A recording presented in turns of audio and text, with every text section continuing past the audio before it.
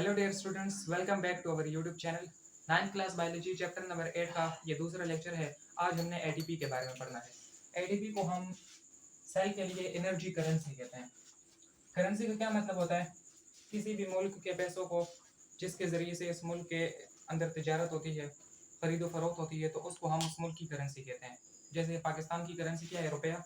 India की भी रुपया है, चाइना की युआन है, इसी तरह अमेरिका की करेंसी डॉलर है।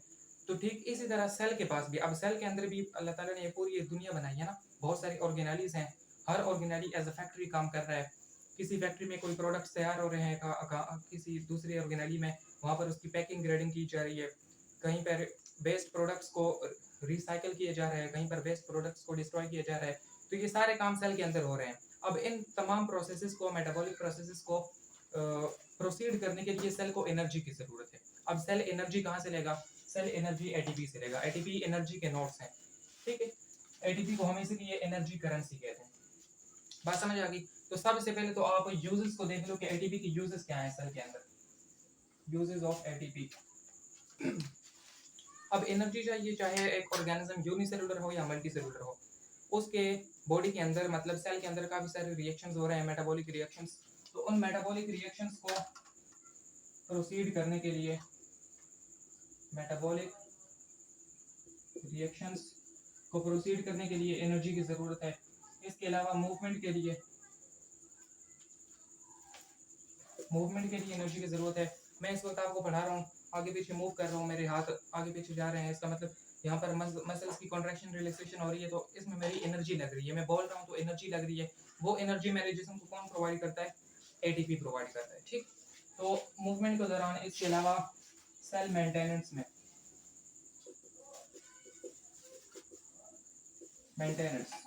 का सेल ने अपने एनवायरनमेंट को मेंटेन रखना है।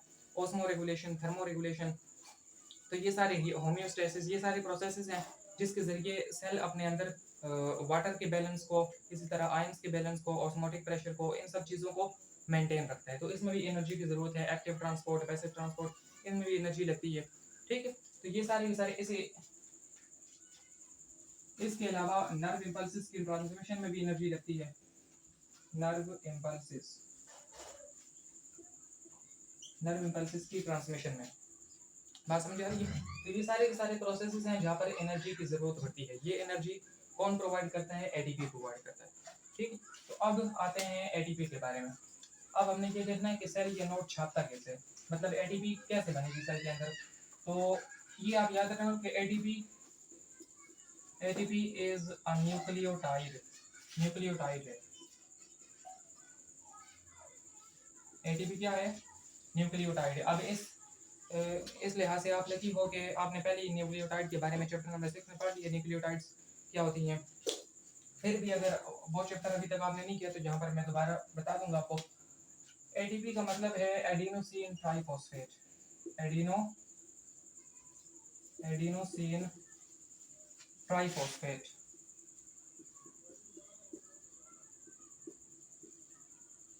Adenosine triphosphate. अब इसके कंपोनेंट्स पे आ जाओ। एटीपी किन किन कंपोनेंट्स से मिलकर बनता है? Components of ATP. तो याद रखना है कि एटीपी में 3 कंपोनेंट्स हैं। सबसे पहले 5 कार्बन शुगर है, 5 कार्बन शुगर। उस 5 कार्बन शुगर को हम नाम देते हैं राइबोस का। क्या नाम देते हैं? राइबोस का। जैसे ग्लूकोज एक 6 कार्बन शुगर है ना, C6H12O6 फॉर्मूला है, इसी तरह राइबोस एक 5 कार्बन शुगर है। ये पहला कंपोनेंट है। दूसरा कंपोनेंट है nitrogenous base. Nitrogenous base, N का मतलब नाइट्रोजन कंटेनिंग बेस, ठीक है। अब नाइट्रोजन कंटेनिंग बेस की 5 किस्में हैं। स्ट्रक्चर आपने पढ़ा है, वहां पर आपने पढ़ा है कि adenine, guanine, thymine, uracil, cytosine, तो ये सारे के सारे नाइट्रोजनस बेसेस हैं। अब एटीपी न्यूक्लियोटाइड है, लेकिन इसमें सिर्फ एक नाइट्रोजन कंटेनिंग बेस है, और उस नाइट्रोजनस बेस को हम एडेनिन कहते हैं। क्या कहते हैं? एडेनिन।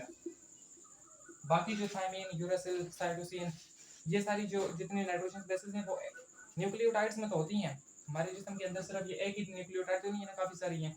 डीएनए का मॉलिक्यूल बनता है न्यूक्लियोटाइड से, लेकिन डीएनए एटीपी के अंदर सिर्फ और सिर्फ आपको एडेनिन मिलेगा, बाकी कोई नाइट्रोजन बेस नहीं होती, सिर्फ और सिर्फ एडेनिन होती है। और इसके अलावा तीसरा कंपोनेंट है फॉस्फेट ग्रुप,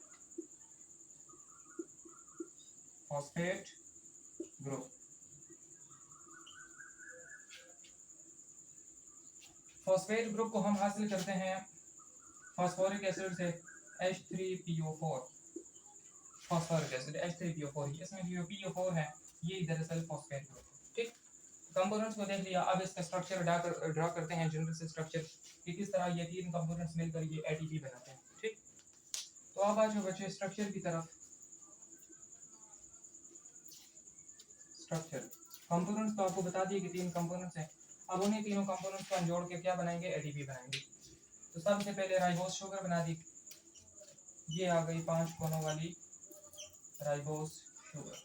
ठीक, चैप्टर नंबर 6 में इसका जो प्रॉपर स्ट्रक्चर है वो आप पहले ही देख चुके हो, लेकिन यहाँ पर क्योंकि बुक में उसको नहीं बनाया गया तो हम इसी बुक को देखेंगे। राइबोस शुगर का जो कार्बन नंबर 1 है यहाँ पर अटैच होता है nitrogenous base, nitrogenous base. Adenine असल में डबल रिंग नाइट्रोजनस बेस है, दो नाइट्रोजन के बेसेस होते हैं, दो रिंग्स हैं इसमें। अब नाइट्रोजनस बेसेस इसलिए कहते हैं क्योंकि इसके स्ट्रक्चर में क्या होगा, नाइट्रोजन प्रेजेंट होगा, यहाँ प्रेजेंट है, यहाँ प्रेजेंट है, यहाँ प्रेजेंट है, तो ये नाइट्रोजन लगे होते हैं। ये हो गया एडेनिन,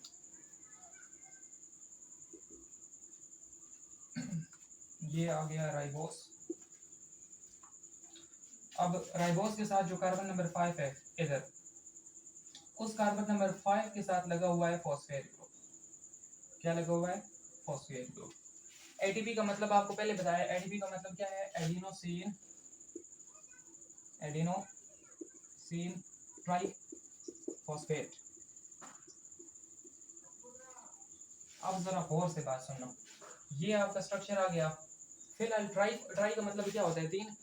ट्राइफॉस्फेट मतलब इसमें तीन फॉस्फेट ग्रुप अटैच हैं। फिलहाल हमने कितना अटैच किया है, एक ही फॉस्फेट ग्रुप लगाया, तो इसको हम कहते हैं एडिनोसिन। अभी तक तो जो स्ट्रक्चर बना है इसे क्या कहेंगे, एडिनोसिन, एडिनोसिन मोनोफॉस्फेट। मोनो मतलब वन, मोनोफॉस्फेट। बात समझ आ रही है। फिलहाल हमने एक ही फॉस्फेट ग्रुप अटैच किया है तो उसको क्या कहेंगे, एडिनोसिन मोनोफॉस्फेट। अब इसी फॉस्फेट ग्रुप के साथ एक और फॉस्फेट लगा दो। बॉन्ड पर गौर करें, मैंने सीधा बॉन्ड नहीं बनाया, इसको कहते हैं टिडली बॉन्ड। टिडली बॉन्ड ये हाई एनर्जी बॉन्ड है। कैसा बॉन्ड है, हाई एनर्जी बॉन्ड। मतलब एटीपी के मॉलिक्यूल में अगर एनर्जी स्टोर होगी तो वो किन बॉन्ड्स में होगी, स्टिल्डी बॉन्ड्स में स्टोर होगी। दो फॉस्फेट लग गए। अब दो फॉस्फेट लगने के बाद हम इसको नाम देते हैं एडिनोसिन, एडिनोसिन डाइफॉस्फेट। डाई का मतलब क्या होता है, दो, डाइफॉस्फेट। ठीक है, अब इसी फॉस्फेट ग्रुप के साथ अगर एक और फॉस्फेट लगा दो, तो अब ये स्ट्रक्चर किसका बना, adenosine triphosphate, adenosine triphosphate. Adenosine monophosphate, इसको आप शॉर्ट में लिखते हो AMP। क्या लिखते हो, AMP, एडिनोसिन मोनोफॉस्फेट।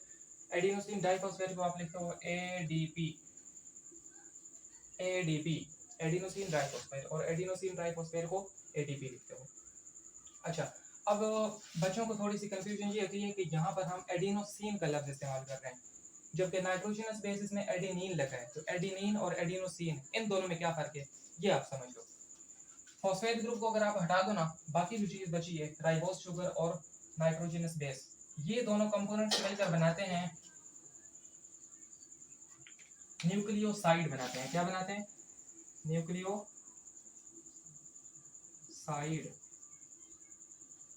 और अगर फॉस्फेट ग्रुप के साथ लगा दो तो फिर क्या बनता है, न्यूक्लियोटाइड। बात समझ आ रही है। 5 कार्बन शुगर, राइबोस शुगर और नाइट्रोजनस बेस, ये दोनों मिलकर क्या बनाते हैं, न्यूक्लियोसाइड बनाते हैं। न्यूक्लियोसाइड के साथ जो फॉस्फेट ग्रुप लग जाए तो फिर वो न्यूक्लियोटाइड कहलाता है। बात समझ आ गई। तो इसलिए अब न्यूक्लियोसाइड में फिर एक टाइप है एडिनोसिन, क्योंकि यहाँ पर एडेनिन लगाया ना, एडेनिन के साथ आपने राइबोस शुगर लगाया, तो इसको आप क्या कहोगे, एडिनोसिन कहोगे। ठीक है, तो अगर पेपर में एडीपी का मुखफ़फ़ पूछा जाए कि what does ADP stand for, तो आपने एडिनोसिन ट्राइफॉस्फेट को लगाना है, एडेनिन ट्राइफॉस्फेट को नहीं लगाना। बात समझ आ गई। क्योंकि अगर आप एडिनिन ट्राइफॉस्फेट लगाओगे तो वो एडिनिन मतलब ये नाइट्रोजन स्पेस आगे और 3 फॉस्फेट ग्रुप है। राइबोस को तो फिर आपने काट दिया, राइबोस को आपने रिप्रेजेंट नहीं किया, फिर वो गलत होगा। ठीक। अच्छा, अब एनर्जी स्टोर कैसे होती है? एडीपी का मॉलिक्यूल सेल को जब एनर्जी की जरूरत होगी तो ये एडीपी का मॉलिक्यूल किस तरह एनर्जी प्रोवाइड करेगा? तो पहले आपको बता दिया कि ये जो बॉन्ड्स हैं ये हाई एनर्जी बॉन्ड्स हैं, एनर्जी इन बॉन्ड्स में स्टोर है। अगर इन बॉन्ड्स को तोड़ेंगे तो एनर्जी रिलीज होगी, वही एनर्जी फिर सेल मुख्तलिफ प्रोसेसेस के लिए इस्तेमाल करेगा। तो अब एक नज़र वो देख लेते हैं सारा। अच्छा, जब देखें एटीपी, एटीपी का स्ट्रक्चर आपने देख लिया। अब इससे एनर्जी हासिल करनी है। एटीपी के अंदर 3 फॉस्फेट ग्रुप हैं, तो जब इससे एनर्जी हासिल करेंगे हम एक फॉस्फेट को उतार देंगे। जब एक फॉस्फेट उतरेगा तो उसमें जो बॉन्ड था high energy bond TD bond वो टूट जाएगा, तो ये एडीपी कन्वर्ट हो जाएगा किसमें? एडीपी में। एडीपी मतलब जो 3 फॉस्फेट ग्रुप लगे थे उसमें से अब 2 रह गए, एक उसमें से हमने निकाल दिया, एक फॉस्फेट ग्रुप को निकाल दिया, तो प्लस एक फॉस्फेट ग्रुप निकल गया। इस फॉस्फेट ग्रुप के साथ हम छोटा सा आई लगाते हैं। आई का मतलब क्या है? इनऑर्गेनिक। जब तक ये फॉस्फेट ग्रुप एटीपी के मॉलिक्यूल में था ये ऑर्गेनिक फॉस्फेट था, लेकिन जैसे ये अब ये एटीपी के मॉलिक्यूल से उतर गया तो क्या बन गया? Inorganic phosphate. साथ एनर्जी रिलीज होगी, बॉन्ड टूटा है ना, फॉस्फेट उतर गया एडीपी से, एडीपी के मॉलिक्यूल से उतरा, तो एनर्जी कितनी रिलीज होती है? एनर्जी रिलीज होती है 7.3 किलो कैलोरीज पर मोल। पर मोल 7.3 किलो कैलोरीज पर मोल। पर मोल का मतलब क्या है कि एक मोल एटीपी को अगर आप तोड़ोगे तो कितनी एनर्जी रिलीज होगी? 7.3 किलो कैलोरीज। किलो का मतलब क्या होता है? किलो का मतलब 10 की पावर 3, मतलब 7.3 है मल्टीप्लाई बाय 10 की पावर 3। किलो प्रीफिक्स है ना, फिजिक्स में आपने पढ़ा है। इसको अगर आप सोल्व करोगे तो ये आएगा 7300, मतलब 7300 कैलोरीज एनर्जी रिलीज होती है पर मोल, एक मॉलिक्यूल्स में। अब एक मोल में एडीपी के कितने मॉलिक्यूल्स होंगे? तो वो भी आपने फिजिक्स में देखा है, एवोगैड्रो नंबर पढ़ा है ना, 6.02 मल्टीप्लाई बाय 10 की पावर 23। इतने मॉलिक्यूल्स आप एटीपी के लोगे, उनको तोड़ोगे तो तब जाके 7.3 किलो कैलोरीज पर मोल एनर्जी रिलीज होगी।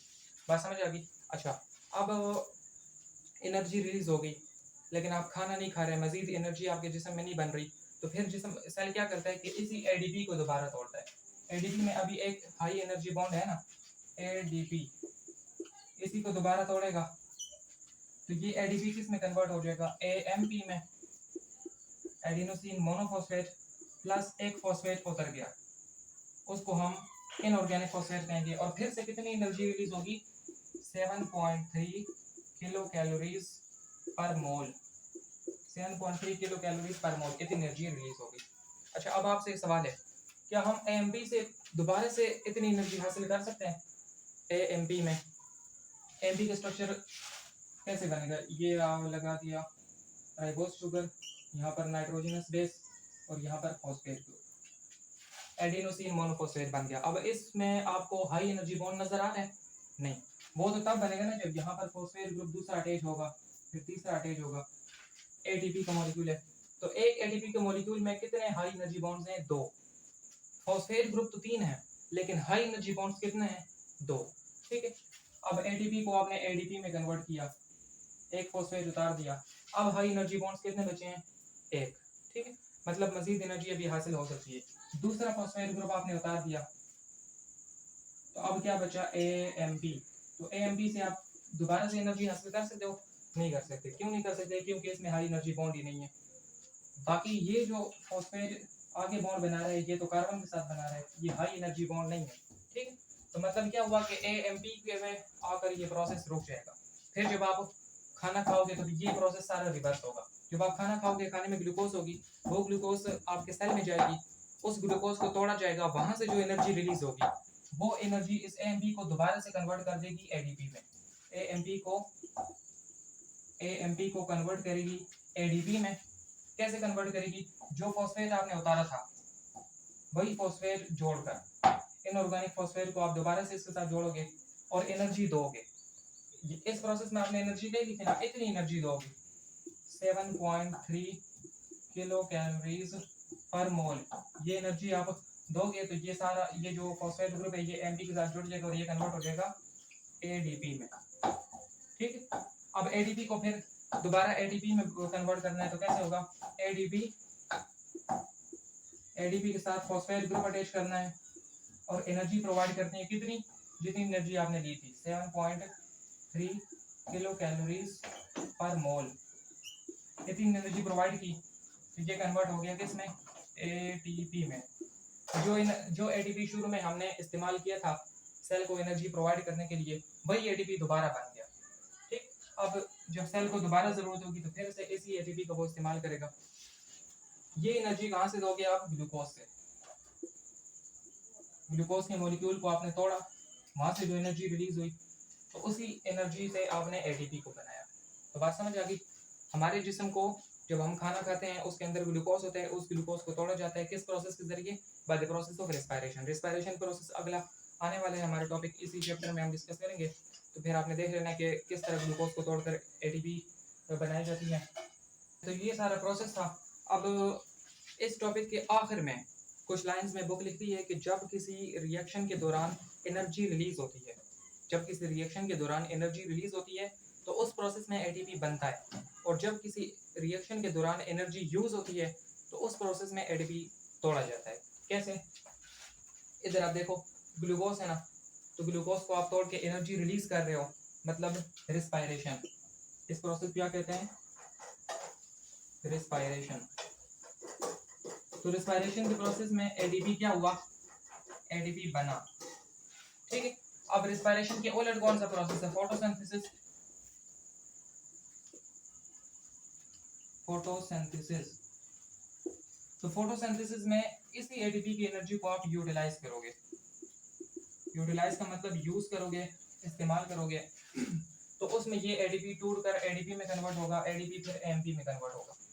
ठीक, चले तो यही हमारा आज का लेक्चर था। If you have any question you are free to ask in the comment section. Thank you very much for watching our video. Allah Hafiz.